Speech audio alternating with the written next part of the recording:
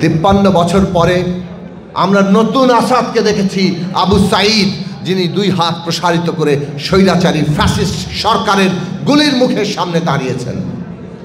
আসাদের মৃত্যু, আসাদের শাহাদাত যেভাবে পূর্ব বাংলার মানুষকে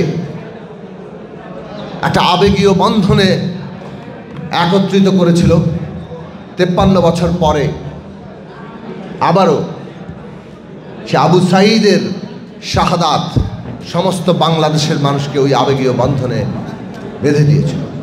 মাঝখানে 90 সাল গিয়েছে। 90-এর গণঅভ্যুত্থানে আমরা দেখেছি কিভাবে নূর হোসেন কিংবা জিহাদ যখন শাহাদাত বরণ করেন, পুরো ছাত্র সমাজ এক নতুন আবেগীয় বন্ধনে যুক্ত হয়, সর্বদলীয় ছাত্র সংগ্রাম পরিষদ গঠিত হয়। কিন্তু 71-এর পরে 72 যেমন আমাদেরকে হতাশ করেছে, 90-এর পরে 91 সালও হতাশ করেছে।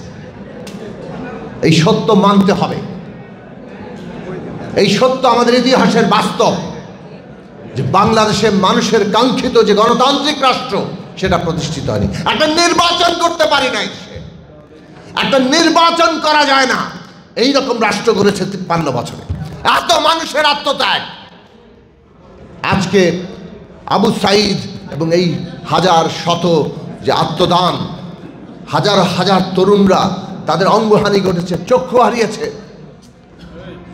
তাদের আত্মদান যেন আবারও বেহাত না হয়, আবারও তাদের আত্মদান যেন ব্যর্থ না হয়ে যায়। বাংলাদেশ একটা গণতান্ত্রিক রাষ্ট্র হবে। এইবার অনেক সুস্পষ্টভাবে সেই লক্ষ্যকে একটা রাজনৈতিক কর্মসূচিতে পরিণত করা হয়েছে।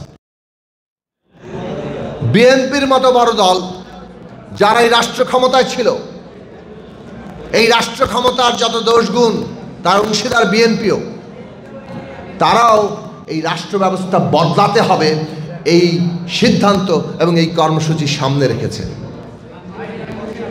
কাজেই এইটা বাংলাদেশের জন্য একটা ঐতিহাসিক মুহূর্ত। আজকে বাংলাদেশের সমস্ত মানুষের সচেতন হওয়া দরকার। আমরা 31 দফা যুগপৎ আন্দোলনে দিয়েছি, রাষ্ট্র ব্যবস্থাকে গণতান্ত্রিক করতে হবে। অভ্যুত্থান 31 দফার চাইতে আরো বেশি কিছু চায়।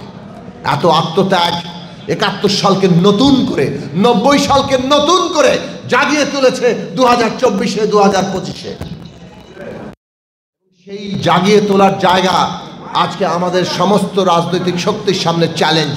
কিভাবে আমরা মানুষের সেই স্বপ্ন প্রত্যাশা পূরণ করব, কিভাবে ইতিহাসের সেই মশাল আমরা আজকে পর্যন্ত নতুন করে জ্বালিয়ে নিয়ে যাব এবং এগিয়ে নিয়ে যাব।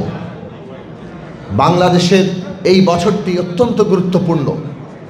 এই বছর বাংলাদেশ রাষ্ট্রের নতুন পরিগঠন হবে। একটা ফ্যাসিস্ট রাজনৈতিক বন্দোবস্ত যেটা এই রাষ্ট্রকে আঁকড়ে ধরেছিল, তার বদল ঘটিয়ে বাংলাদেশ নামক রাষ্ট্রটিকে একটা গণতান্ত্রিক বন্দোবস্তে, একটা গণতান্ত্রিক রাষ্ট্রে নিতে হবে।